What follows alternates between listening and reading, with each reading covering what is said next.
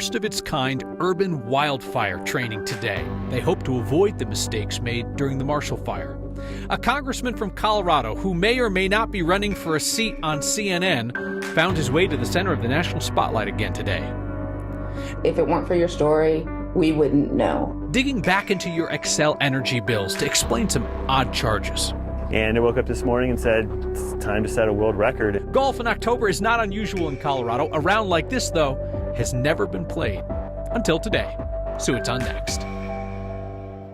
People across Colorado hope there is never another Marshall Fire. Because hope is not a strategy, firefighters from across the Front Range practice some new ways to communicate today. They're preparing for the next mega fire. Our Mark Salinger was there. The calm of a fall afternoon changes quickly. They're going to come in here and they're going to be coming in full speed as if there was a real fire. The trucks arrive, firefighters run, and the drills begin. You've got fires starting to arrive on the backside. In this neighborhood in Aurora, the fires today are made of cardboard. I mean, what we're doing is we're putting signs up that say, for instance, spot fire. They're preparing for the time when smoke fills the air and the flames are real. The goal is to provide common tactics and common terminology between departments. No department is big enough to manage these fires. Justin White is an instructor.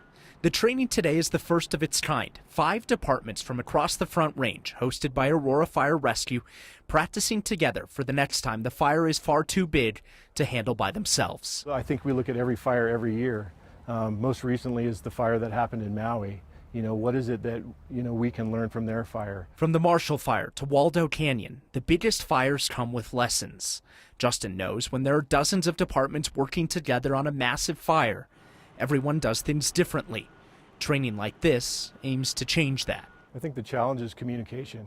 As with any of those incidents, you have a large group of agencies coming from a very diverse range of communities. Talk me through real quick what you guys do, what your process look like. Urban wildfires are happening more often, so the training for them is changing. It's very critical that they keep their fire engines out of the way, so that as they're deploying and actively engaged in the firefight, we're able to actually get citizens out as well. As the trucks pull out, it's back to calm again. Better prepared for the next time.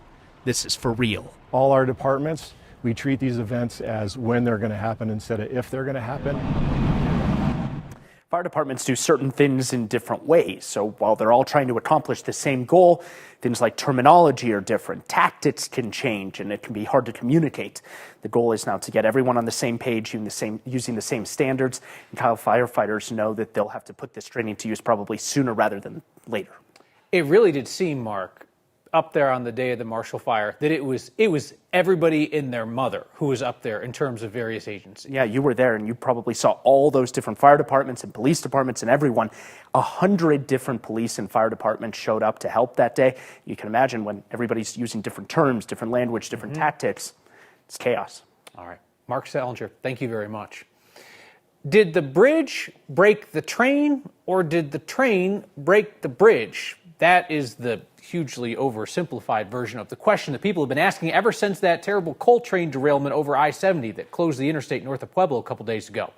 The first take out this afternoon from federal rail investigators is that it was a broken rail that caused the train to come off the tracks and then topple over the bridge. A driver on the road below was killed. 30 cars of coal dumped. That interstate could be closed for days more. Investigators are still trying to figure out why warning systems didn't properly alert the train crew about the broken rail ahead. Colorado Republican Ken Buck helped to block ultra-conservative Jim Jordan from becoming Speaker of the U.S. House today. Buck was one of 20 Republicans who did not vote for Jordan. Jordan didn't get enough votes.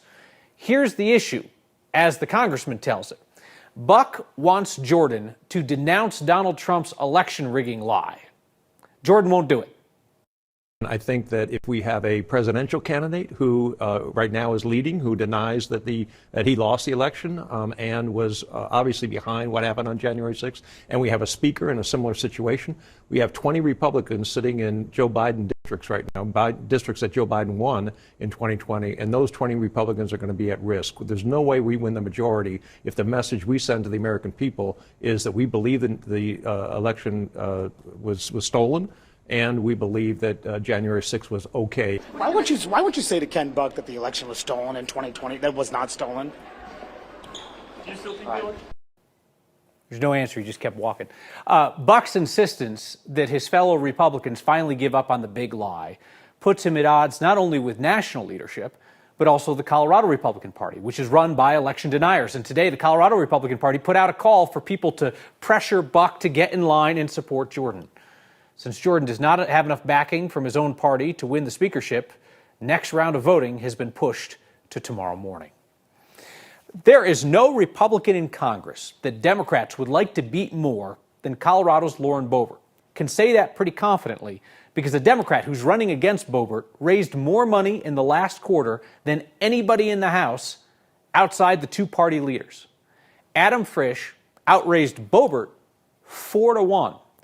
Frisch lost America's closest House race in 2022 to Boebert by just 546 votes. He's going to try again, this time with a pant load of money. In the last quarter, the only better fundraisers were former GOP House Speaker Kevin McCarthy and Democratic Minority Leader Hakeem Jeffries. And here's the deal. Neither of them are in competitive races. They raise all this money because they're the party leaders and they sprinkle cash onto candidates who are in trouble. Whereas Frisch gets to use his campaign war chest in a fire hose directed just at Boebert. So Denver's school board basically makes Congress look friendly and functional. And today, Denver mayor waded into that mess, endorsing 3 candidates who would shift the balance of power on the school board come November. Mayor Mike Johnston is backing education reformers over the teachers union picks. Johnston, who's a former educator, has had vocal disagreements with teachers unions dating way back, like to his time in the state legislature. There he pushed for an overhaul of teacher performance standards that the unions didn't like. In the Denver school board race, the mayor is now backing Kimberly Sia in District 1, Marlene De La Rosa in District 2, and former East High Principal John Youngquist for the at-large seat. The union's preferred slate for those seats are incumbents Charmaine Lindsay and Scott Balderman, and then former Tattered Cover CEO Kwame Spearman. These endorsements from the mayor are in line with his campaign promise that he was going to be more vocal than the last mayor about the direction of the school district, despite the fact that the mayor of Denver has no direct control over schools. And then I've said when there are places where I disagree with the school board, I would publicly call them out and say where I think they needed to do better and focus on instruction and high quality teaching and learning. And that means for me supporting and pushing for candidates who I think will do a great job leading the school board. And it would mean for me opposing candidates that I think have not done a great job on the school board. So for me, that is what an actively engaged mayor needs to do and what I would do. Even if 3 reformers win seats, that would not be a majority because currently every seat on the Denver School Board is held by union-backed candidates. So we're going to get a look at the inner workings of one of the mayor's major priorities because Denver's auditor announced next year's audit plan. There's going to be an audit of the security of the city's voting systems and how well Denver Elections is protecting voting equipment from attacks from insiders and outsiders. The city is also going to look at the Denver system for sheltering people experiencing homelessness. This is key because the mayor has made that his #1 priority. The auditor is going to test the effectiveness of those programs. There will also be new audits on whether Denver's 311 line actually directs calls properly and addresses questions, and whether the city is achieving its goals for the Climate Protection Fund, which was a voter initiative. I am fairly certain that it would be against our company's rules if Marshall Zellinger was getting paid to work another job while also working hours for Next. But Marshall might as well be getting paid to do customer service for Xcel because he's at it again. Not to say that Xcel loves that he does this. But again, tonight, he's following up with one of about 600 customers who received a higher bill than expected and learned information about it from watching Next. Checking your Xcel bill can be scary, though it's more transparent when you're a customer on average monthly payments, meaning you pay a set amount each month. When Xcel put in new smart meters for more than 700 customers on average monthly payments, their bills got screwed up. Earlier this month, Xcel told us historical customer energy use information was not saved in the exchange of old electric meters to the new smart meters. Based on your last story, I went back and looked at some of my old bills, and there was a certain point in time where I was only paying $30 some odd a month when they first put in my meter, which I believe would mean they were underbilling me. Latrice from Thornton believes she's one of the customers who was underbilled following the installation of her smart meter because she now owes Xcel $220 additional. In March, before her smart meter was installed, her average monthly payment was set at $97. In April, the first bill she received after her smart meter was installed, Xcel lowered her average monthly payment to $32. I did call them and I mentioned that I saw your original news story and I wanted to find out if there was a problem with my bill based on historical data not being loaded. They indicated that I must have had incorrect information or the reporting was possibly not correct. So I called Xcel to find out what the story was and was told that we had about a $550 credit. Lori Groves in Highlands Ranch alerted us to this issue 2 weeks ago. She was on the positive end. It was in that story that Xcel told us the customers who were underbilled, meaning they owe more, would see half of what they owe forgiven. Do I think I need to pay half of it? I think I need to pay my bill, but I think that Xcel needs to figure out what my bill is. And then they also need to figure out if they're making a statement to the public that they honor what they say. After 3 months at $32, her average bill jumped back up to $99, but that still leaves her $220 short at the end of her yearly cycle. I am sure that there are people who have much higher bills than I do that don't know what's going on, and if it weren't for your story, we wouldn't know.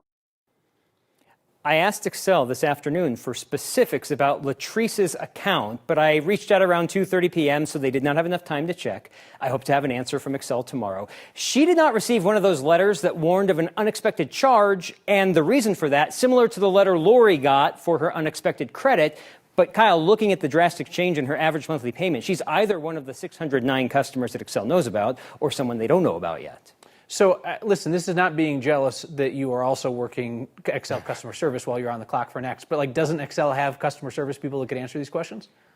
The biggest complaint I've received from viewers writing in is that when they call customer service, they don't get a good answer or they get a conflicting answer from what we are telling you via the Xcel spokespeople. So there's just a disconnect that I'm sure there's plenty of customer service people that maybe don't even live in this state that aren't getting the same information in real time. Disconnect again between their spokespeople and their customer service people. That's where, well, anyway, it's amazing the lights are still on at your house, I'll be honest. Marshall, thank you. It's a really, really awful history, and it's only recently that real strides have been made to try and correct some of those errors. Righting a long-time historical wrong at a university in our state. And I woke up this morning and said, it's time to set a world record. Yeah, just another round of golf. Only his 450th of the year.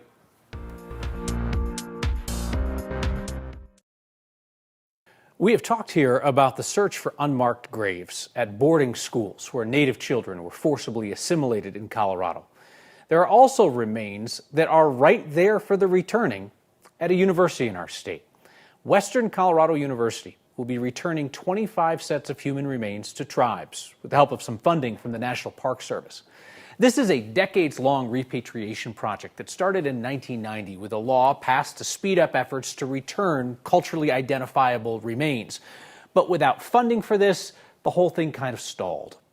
Now the university is working with 4 tribes: Southern Ute Tribe, Navajo Nation, the Hopi Tribe, and the Pueblo of Zia. They could have the closest relationships to the remains in the museum. The bodies and more than 100 objects were originally donated by an alumnus whose brother had looted them from burial sites around Durango in the 1920s and 1930s. The head of this project at Western Colorado University says they hope that this will bring healing. I think it's really important for these individuals to go home because right now they're in a cabinet. That's not where they belong. They belong with their descendants. Their descendants should have their ancestors. These are people. These are the remains of people. The folks at Western Colorado University said they acknowledge that this is not a way to fully correct errors of the past, but they hope it'll be seen as a way to try and do right by those individuals and their descendants.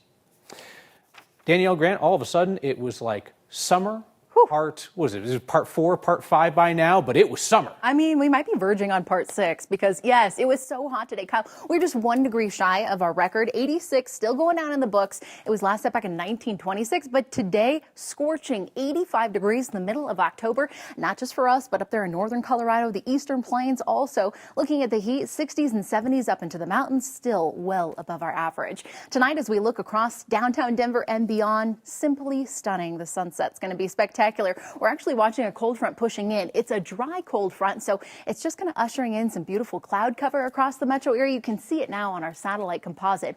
As that front tracks off to the south and to the east, it makes way for yet again another ridge of high pressure to build back into Colorado. We have a brief cool off tomorrow, but then those temperatures are going to jump yet again. Tomorrow highs returning to the lower 70s. So yes, a cool off from the mid 80s, but definitely still above our average, which should be more like 65. 70s lining up the eastern plains again, and it will feel certainly cooler up in the mountains. Here we go. The heat's back. Could be a close one on Friday at 81 degrees. So far, I have a pretty warm weekend ahead of us with highs in the 70s. And right now, hopefully a couple of raindrops coming our way next Tuesday. But after today, every round that we play is going to be a new world record. 450 days of golf in a year. I am no calendarologist, but the math on that does not math. Yet I am told it's a world record. Next. I admire the people who play golf like it's their job, not the professionals, of course, but the men and women like us who just happen to carve out enough time to play more rounds of golf than you would think are humanly possible. And then there's the golfer who played his 450th 18-hole course of the year. Did it in Colorado today. Photojournalist Corky Scholl went along to see a world record. And I woke up this morning and said, it's time to set a world record. That world record is going down. It's going to be ours. This is the RGV. This is the recreational golf vehicle. It's specifically designed to tackle this world record and play golf every single day. My name is Patrick Koenig, and I'm a golfer. And I'm going to set the world record for the most 18-hole golf courses played in a single year. Here we go. Oh, a little Danish, don't mind if I do. So here you can see the visual representation of all the golf courses I played. A little bit of piece from everywhere that I've went. I mean, it's a lot of energy and effort to play 449 different golf courses in the span of about a little less than 10 months. This is course number 450. I think it's this way. Yeah, the logistics are probably the most difficult thing of this. No, it follows me. The planning never stops because tee times change, weather changes. The route, are we going to go to Nebraska? What about Kansas? These guys want to play over here. So there's all these different variables. You know, we have to play 36 a day. You got to get up early and play and then zip across town to play the other 18 and then drive maybe an hour to get ready for your next day. And that's every single day. World record selfie. Oh yeah. That's what makes today so rewarding, is that I put all this effort in, and we're finally reaching the pinnacle with the world record today. Number 450. It's been an experience of a lifetime. You know, you get to learn about America. Oh yeah. You get to learn about yourself, and you get to learn about golf and the people that play it. It's been something that I'll never forget. Be honest. Before we saw that story, if I'd asked you to picture the dude, you would have pictured that dude. His name is Patrick Koenig. He's raising money along the way for the charity First Tee, which provides access to the game for kids from underserved communities. We have your feedback tonight on why things look a little weird around here. Next. It's a sign. Colorado's out-of-control rental market. Next viewer named Scott said he was biking near Tennessee Pass a couple weeks ago. Somebody placed a for rent sign on this cabin. It's scenic. I mean, I don't know, the lack of a roof would be a deal breaker for me. Maybe you'd like the place. If you see a sign that makes you do a double take, email it to next@9news.com or use the hashtag #HeyNext. John said, what happened to the studio? We're just doing a little bit of remodeling. It'll be done very soon. Peter says, zoom out, show us your dust. Yeah, see, there's a ladder, universal sign of somebody at work.